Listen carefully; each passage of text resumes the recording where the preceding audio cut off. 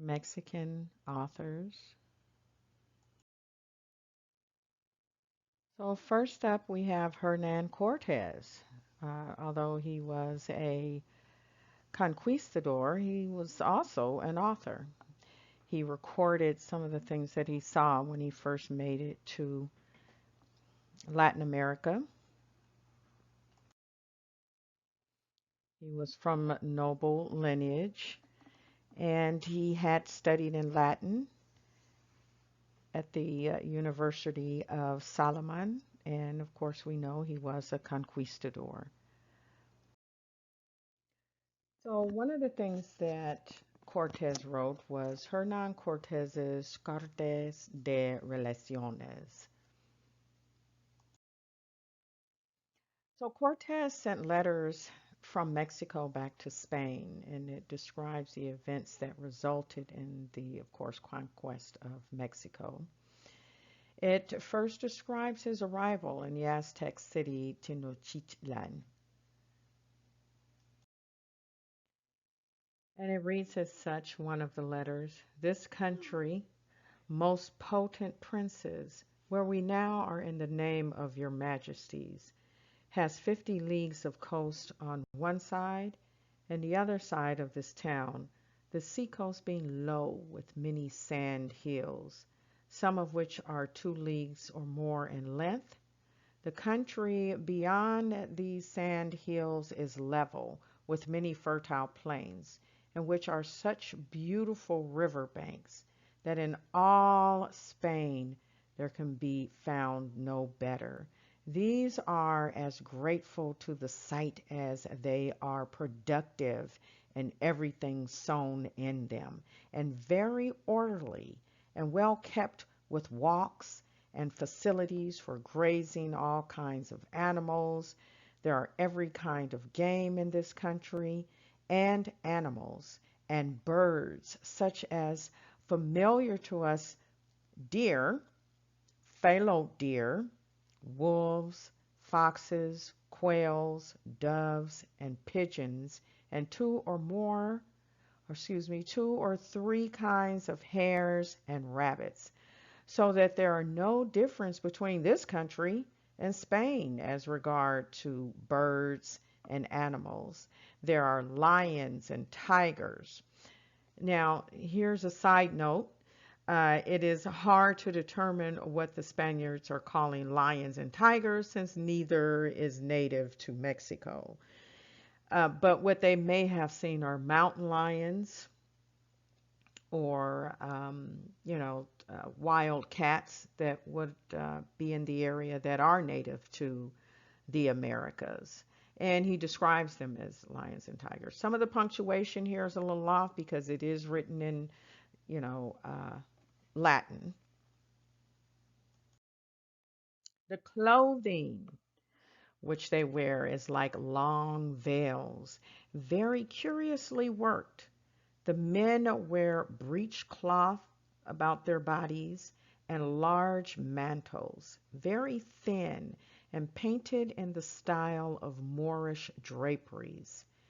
The women of the ordinary people wear from their waist to their feet clothes also very much painted, some covering their breasts and leaving the rest of the body uncovered.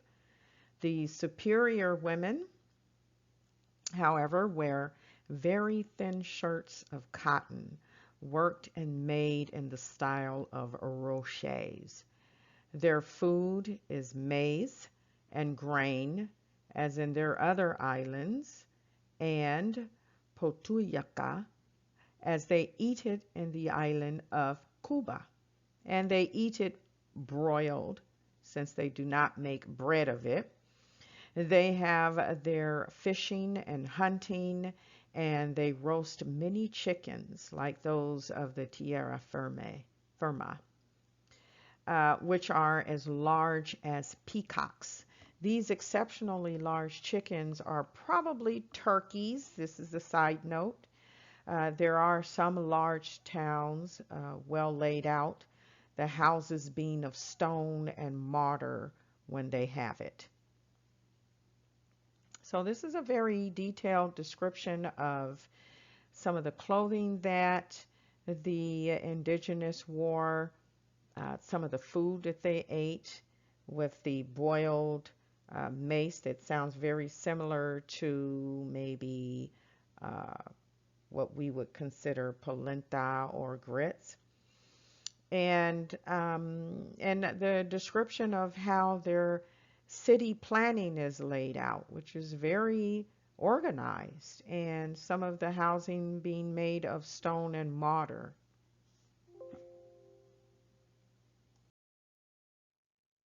The people who inhabit this country, from the island of Cozumel and the Cape of Yucatan to the place where we now are a people of middle size, with bodies and features well proportioned, except that in each province their costumes differ, some piercings of the ears and putting large and ugly objects in them, and other piercing the nostrils down to the mouth and putting a large round stone like mirrors, and other piercing their upper lip down as far as their gums, and hanging from them large round stones or pieces of gold so weighty that they pull down the nether lip and make it appear to be very deformed, meaning that bottom lip. So Cortez's descriptions and writings were not the only ones that existed. There were also writings done by Francisco Lopez Gomora.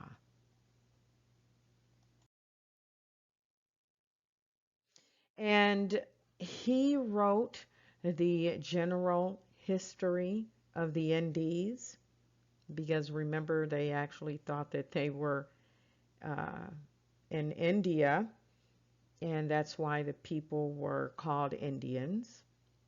But we, of course, know that not to be the case. And Francisco Gomora, we have from 1511 to 1566.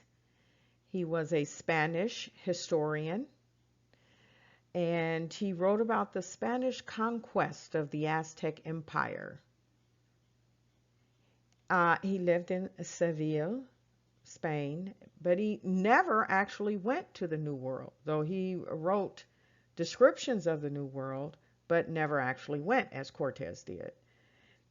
His information was taken from first-hand accounts from actual Cortez and other conquistadors. So his noted work was the description of the Cortez's expedition and the conquest of the New World.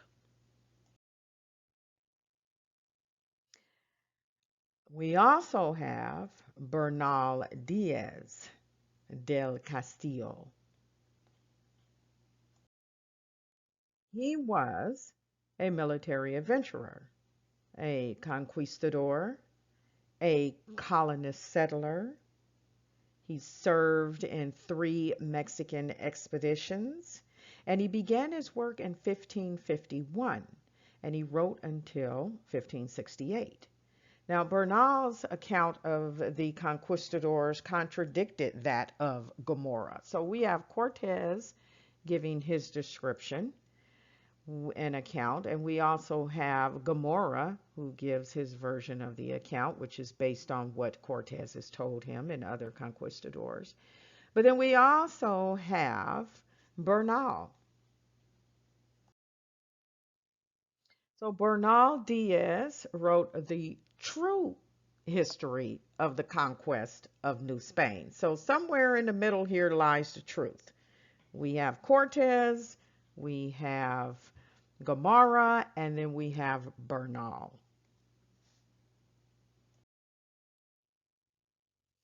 So his is a Latin American historical account, and it was written in 1576.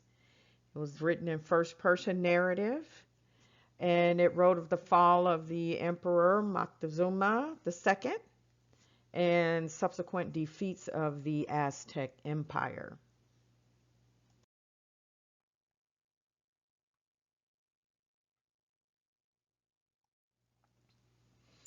The Historia Verdadera de la Conquista de la Nueva España, written to correct Francisco Lopez de Mora's Historia de la Indies.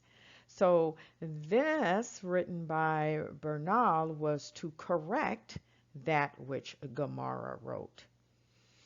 They both share a spot in the historical limelight with, of course, Hernan Cortez, but it used Gomara to challenge Cortez's by criticizing the historian who took down the account, which Cortez had given him. So this is a criticism of what Cortez is saying, which was also written by Gomara in his account.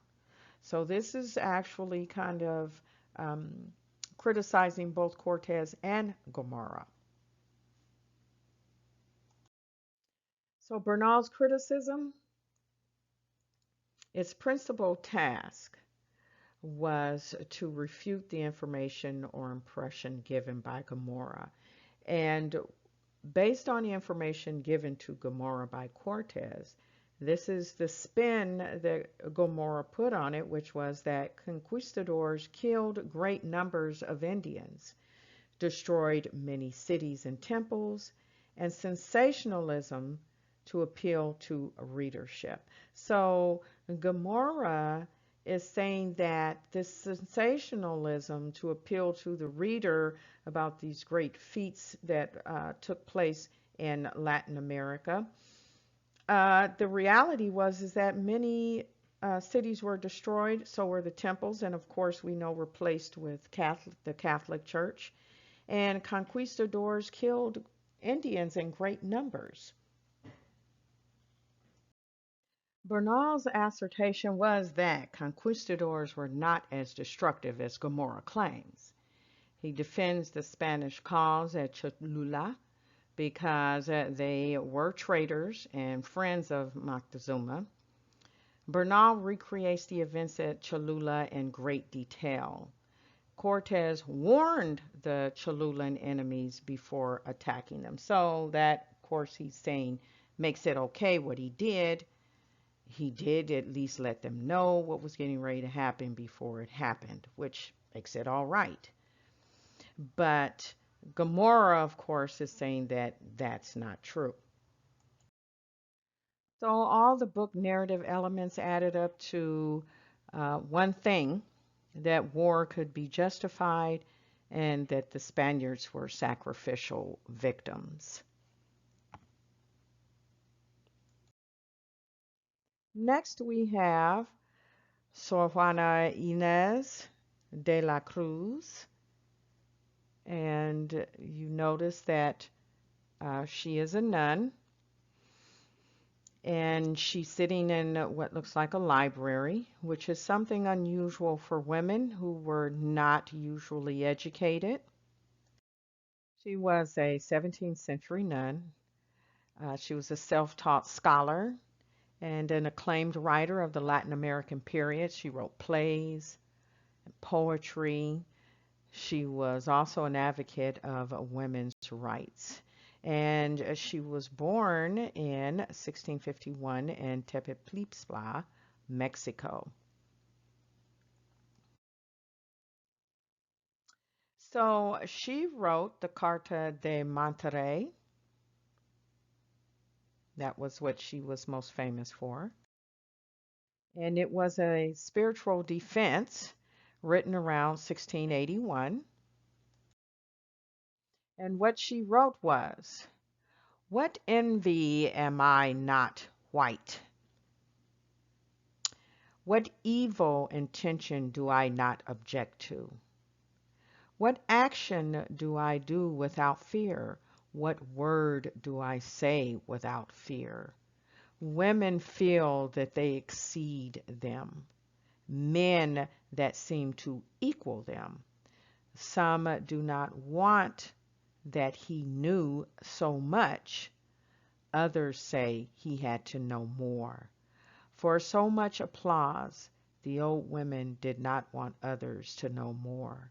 The girls that others seemed good, and each other that he saw according to the rules of his opinion. And from all points, it is such a strange kind of martyrdom that I do not know what another person has experienced. What else can I say or ponder? That even making this form of letter something responsible cost me a neat and heavy persecution. No matter what they say, that I looked like a man's letter. I'm sorry, that it looked like a man's letter, and that it was not decent, with which I was deliberately forced to mistreat her, and this whole community is a witness. So she's was accused of writing, um, and it appeared that her writing was written in such a way that only men were allowed to write. And so she's writing in this excerpt about how she feels about not being able to express herself in the same equal manner that men are.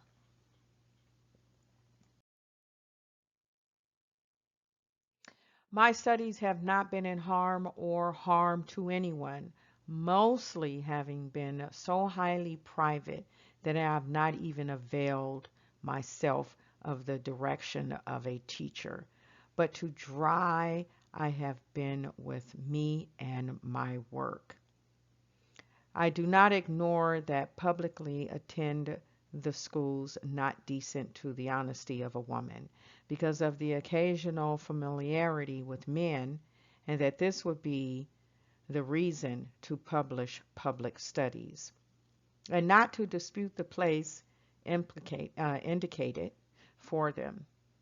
It will be because they do not need them, the republic, for the government of the magistrates, that for some reason of honesty are excluded, does not take care of what is not to serve them, but the private and private studies, who has forbidden women, rational as men, why not enjoy the privilege of illustration of letters with them? Is not capable of so much grace and glory of God as yours? Why not be able to so many news and science? What is less? What divine revelation? What determination of the church? What reason dictated to us so severe a law? So she wants to know, why can't women express themselves like men without persecution? Here we have Octavio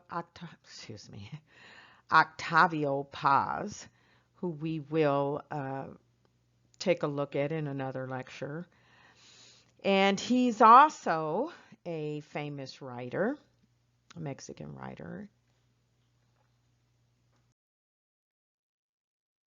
He was born into a family of writers in 1914 in the city of Mexico City.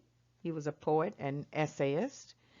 He was the son and grandson of political journalists. He resigned his position as a Mexican ambassador to Indian uh, in protest of the handling of the student protests of 1968, which we will have another lecture on later. So Octavio Paz's Labyrinth of Solitude is his most famous work, and we have an entire lecture dedicated to that and the Mexican identity.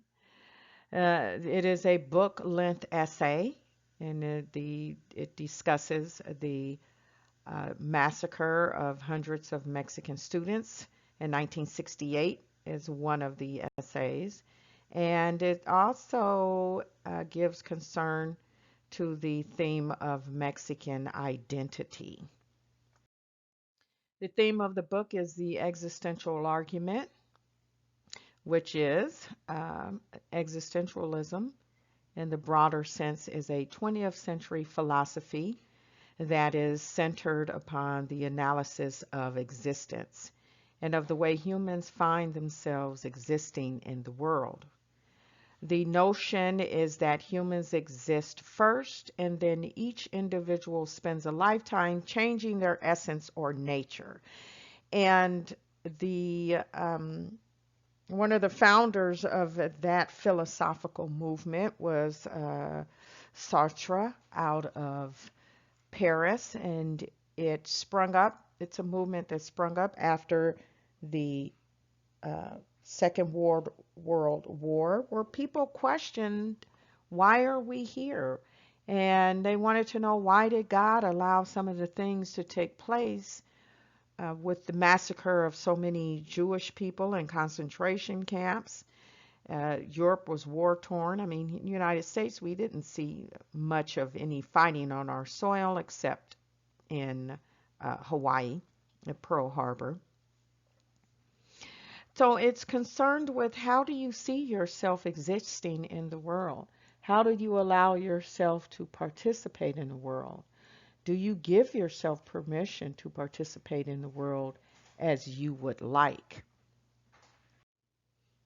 In simpler terms, existentialism is a philosophy concerning with finding self and the meaning of life through free will, choice, and personal responsibility. The existential labyrinth. Octavio Paz argues that solitude is the profoundest fact of the human condition. Man is the only being who knows he is alone, and the only one who seeks out another. His nature, if that word can be used in reference to man, who has invented himself by saying no to nature, it consists of his longing to realize himself in another. Man is nostalgic and in search for communion. Therefore, when he is aware of himself, he is aware of his lack of another, that is, of his solitude.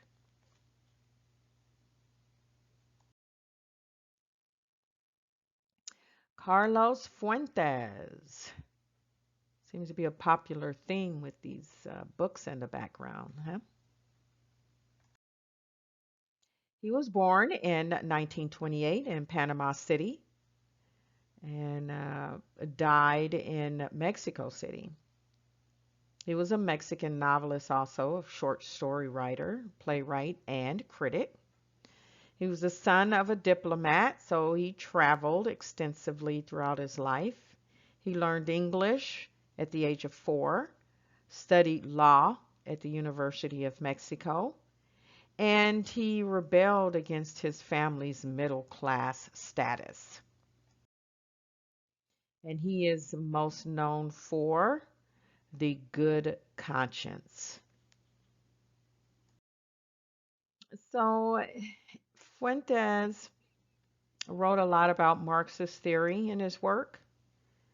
And Marxist theory is a theory in which class struggle is a central element in the analysis of social change in Western society. And that is something that you will find throughout the history of Mexico, the class struggle between rich and poor, and indigenous and Cortesian.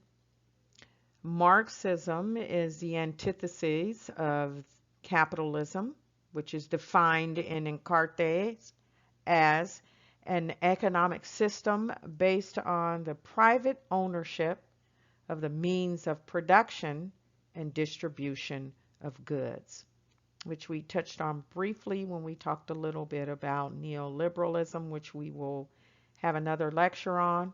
and motivation by profit. Marxism is a system of socialism of which the dominant feature is public ownership of the means of production, distribution, and exchange. So the people have a say so over what is produced. The Marxist novel, which there are many of them, zeroes in relentlessly on the coming of age of an adolescent whose every impulse to Christian behavior and social idealism is thwarted by the insensitive materialism of his family. So you see this theme in a lot of novels, where you have the coming of age where you realize that life is not about just obtaining material items, but about social uh, equal rights. Juan Rulfo, we see another background with some books. Looks very scholarly. Been around for a while, right? He was also a Mexican writer, considered one of the finest novelists and short story creators in the 20th century Latin America.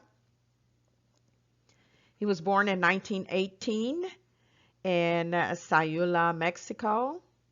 His work depicted the violence of the rural environment. And he's most famous for The Burning Plain, which was a series of short stories. And it was a collection of post-revolutionary scenes in Llano Grande in the state of Jalisco, overcome the rural limitations of these tales about the Mexican Revolution. The language is artistically developed as it describes the life of a peasant who appears to be representative of an archetype of neglect in the margins of folklore. So these peasants that we talked about that lived on the haciendas and the rancheros, who were almost slaves to the land. This is the focus of this writer, is to talk about the neglect of these people, as the previous writer focused on their social rights and how materialism can affect the lives of some individuals.